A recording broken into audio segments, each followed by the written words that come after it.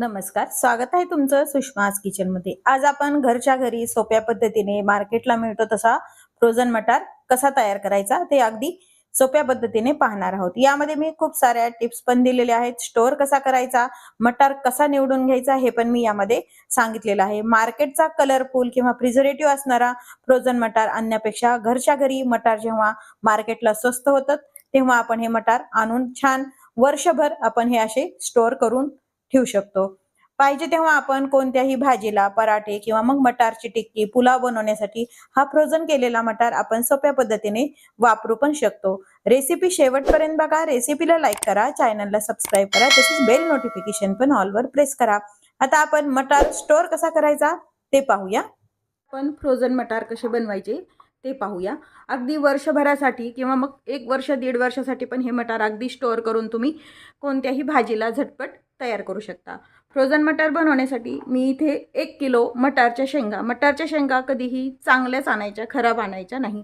1 kilo मटारच्या शेंगा आणलेल्या आहेत, त्या सोलून घेतल्यात आणि त्यातले जे खराब दाणे आहेत, असे किडके वगैरे निघतात, कधी कधी हे असे बारीक असतात, ते पूर्णपणे काढून टाकायचे आणि मगच हे मटार आपल्याला फ्रोझनसाठी तयार करायचे। यामुळे काय होतं, फ्रोझन मटारमध्ये जर हे दाणे वगैरे गेले तर हे फ्रोझन मटार खराब होऊ शकतात, वर्षभरासाठी व्यवस्थित टिकत नाहीत। आता हे 1 किलो मटार आहे। पण 1 किलो मटार घेतलेत, एका पातेल्यामध्ये मी पाणी गरम करायला ठेवले आणि दुसऱ्या याच्यामध्ये अगदी थंड पाणी घेतलेलं आहे। थंड माठातलं पाणी घेतलंय। माठातलं पाणी जर थंड नसेल तर तुम्ही यामध्ये बर्फ पण टाकू शकता, पण शक्यतो पाणी हे थंडच वापरायचंय। हे थंड पाणी आहे आणि हे गरम पाणी आपण उकळायला ठेवलेलं आहे। पण हे पाणी जे गरम करायला ठेवले त्याला छान उकळी येऊ द्यायची। शक्यतो जास्त पाणी वापरायचं, म्हणजे मटार त्यामध्ये छान आपल्याला हलवू शकतो आपण। मी 1 किलो मटारचं करते, या प्रमाणामध्ये तुम्ही जास्त मटार पण 1 किलो 2 किलो 4 किलो असं पण करू शकता। फक्त पाण्याचं प्रमाण आणि भांडं मात्र मोठं घ्यायला आवश्यकता आहे। पाणी उकळत येते, 1 किलो मटार आहेत, त्यामुळे मी 1 चमचा पोहेचा जो चमचा असतो त्या प्रमाणात 1 चमचा मी मीठ टाकले आणि 1च चमचा साखर टाकायची। 1 किलोला 1 चमचा पुरेपूर होतं। जसं तुमचं प्रमाण मटारचं आहे त्याप्रमाणे तुम्ही मीठ आणि साखर वापरायची। पाणी छान उकळले, आपले हे मटार पूर्ण या पाण्यामध्ये टाकून घ्यायचे। पाण्यात मटार टाकून घेतलेत, छान याला उकळी येऊ द्यायची। मीडियम हीट वरतीच गॅस ठेवायचा आहे।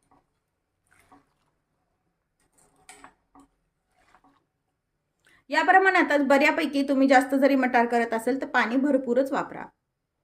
मटार आपण जेव्हा पाण्यात टाकले तेव्हा अगदी तळाशी मटार गेले होते, आता पूर्ण मटार आपले असे वरती आलेत, म्हणजे हे व्यवस्थित आपले मटार छान उकडून झालेले आहेत, पाहू शकता तुम्ही। आता गॅस आपण बंद करून घ्यायचा आहे पूर्ण। इतपतच मटार हे उकडून घ्यायचे की ते आपले पाण्याच्या तळाचे जे मटार होते ते वरती असे आले पाहिजेत, इतपतच हे शिजून घ्यायचे। यापेक्षा जास्त शिजवले गेले तर मटार जास्त ओव्हरकुक होतात। आता हे मटार जे आहेत हे पूर्ण पाण्यातून असे पूर्ण त्याचं गरम पाणी निथळून घ्यायचंय आणि हे जे पूर्णपणे थंड पाणी घेतलंय यामध्ये डायरेक्ट थंड पाण्यात टाकायचे, म्हणजे त्याची कुकिंग प्रोसेस बंद होते आणि मटार आपले छान तयार होतात। आता हे सर्व मटार थंड पाण्यामध्ये टाकून घेऊया।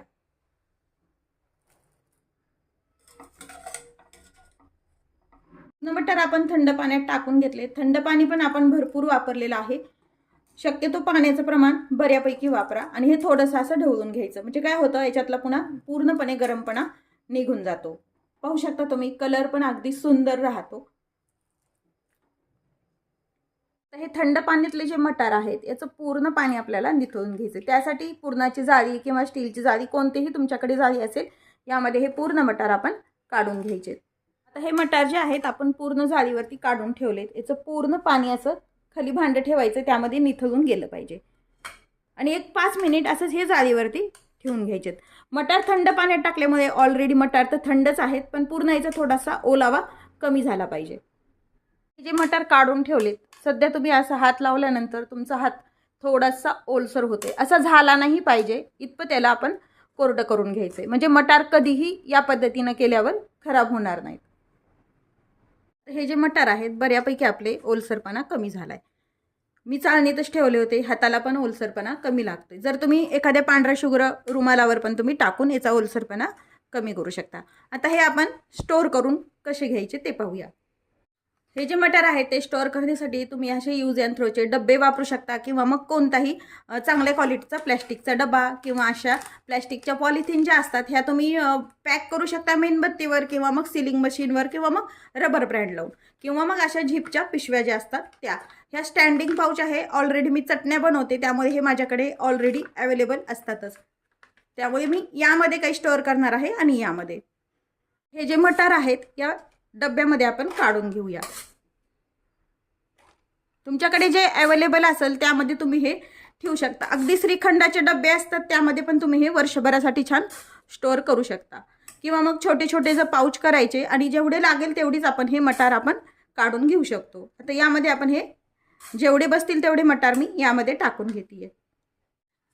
हे डब्बा शक्यतो थोडीशी जागा राहील इतपतच भरून घ्यायचा आहे आणि याचं छान आपल्याला झाकण लावून पॅक करायचं आहे. काही मटार मी अशा झिपच्या बॅगमध्ये पॅक करते. म्हणजे काय होतं जेवढं तुम्हाला भाजीला पाहिजे तेवढं तुम्ही पटकन छोटे छोटे पाऊचमध्ये जर ठेवलं तर काढू शकता. आणि प्रत्येक वेळेस आपण बनवलेले जे मटार असतात बाहेर काढले की त्याचा बर्फ वितळायला पण त्रास होतो. त्यामुळे शक्यतो असे छोटे छोटे जर पाऊच केले तुम्ही तर ते अजून छान राहतात. जेवढे पाहिजे तेवढं आपण हे काढू शकतो. आता हे झिप पूर्ण पॅक करून घ्यायची. आता यामध्ये पण आपण हे पॅक केलेलं आहे. ही जी बॅग आहे यामध्ये पण नॉर्मल जी बॅग आहे पॉलिथिन मिळती मार्केटला त्यामध्ये आपण रबर बँड लावून पॅक करते. तुम्हाला मी ही 2 ते 3 पद्धतीनं कसं तुम्हाला ठेवायचं तसं तुम्ही हे ठेवू शकता. जे तुमच्याकडे अवेलेबल आहे त्यामध्ये तुम्ही हे पॅक करू शकता. हीच पॉलिथिन नाही तर तुम्ही जे तुम्हाला किराणा मालाला पॉलिथिन येतात त्यामध्ये पण हे मटार तुम्ही पॅक करू शकता. आता हे मावेल तेवढे मटार आपण ठेवून घेतलेत. शिल्लक बॅग ठेवायची म्हणजे याला आपण रबर बँड चांगलं लावू शकतो किंवा मग तुम्ही याला मेणबत्तीवर किंवा मग तुमच्याकडे जर सिलिंग मशीन असेल तर त्यावर तुम्ही हे पॅक करू शकता. हे आपण रबर बँड लावून पण आपण हे पॅक केलेले आहेत. मटार आपण सर्व पाहिजे त्या पिशवीमध्ये आपण पॅक करून ठेवलेले आहेत. तुम्हाला दाखवण्यासाठी मी हे वेगवेगळे 3 प्रकारे पॅक केले. तुम्ही एका डब्यामध्ये किंवा अशा पॉलिथिनमध्ये पण तुम्ही पॅक करू शकता. जे मटार आहेत ते पूर्णपणे डीप फ्रीजमध्येच ठेवायचे. जिथं आपला बर्फ बनला जातो त्याच ठिकाणी हे मटार ठेवून द्यायचे. नॉर्मल फ्रीजमध्ये कधी ठेवायचे नाही. नॉर्मल फ्रीजमध्ये जर ठेवले तर हे टिकणार नाहीत. डीप फ्रीजमध्येच हे ठेवून द्यायचे. फ्रीजमध्ये ठेवल्यानंतर याचा पूर्णपणे बर्फ बनतो. हे यूज करण्यासाठी एक टिप सांगते. हे जे पाऊच आहे आपण बाहेर काढतो किंवा मग डब्बा काढतो कशात तुम्ही ठेवलेलं आहे ते नॉर्मल जे पाणी असते थंड नसणारं पाणी घ्यायचं एका भांड्यामध्ये आणि त्यामध्ये हा पाऊच पूर्णपणे ठेवायचा. याचा बर्फ लागलीच कमी होतो आणि हे तुम्ही भाजीला किंवा मग पनीरला किंवा पनीर टिक्की मटार पनीरला पण तुम्ही वापरू शकता. हे जे सर्व मटार आपण पॅक करून घेतलेले आहेत हे आता छान आपण फ्रीजमध्ये स्टोअर करून घेऊया. डीप फ्रीजमध्ये स्टोअर करायचे. आधी सांगितल्याप्रमाणे मी हे सर्व मटार जे पाऊच आणि डब्बा आहे ते फ्रीजरमध्ये स्टोअर करून ठेवलेलं आहे. या पद्धतीने या टिप्स वापरून जर तुम्ही मटार तयार केले तर तुमचे मटार अगदी वर्षभर पण ते कधीही खराब होणार नाहीत आणि पाहिजे तेव्हा तुम्ही कोणत्याही मटारच्या रेसिपीसाठी हे मटार तुम्ही वापरू शकता. रेसिपीला लाईक करा, चॅनलला सबस्क्राईब करा, तसेच बेल नोटिफिकेशन पण ऑलवर प्रेस करा. अशाच नवीन रेसिपी सोबत पुन्हा भेटूया. तोपर्यंत बाय बाय.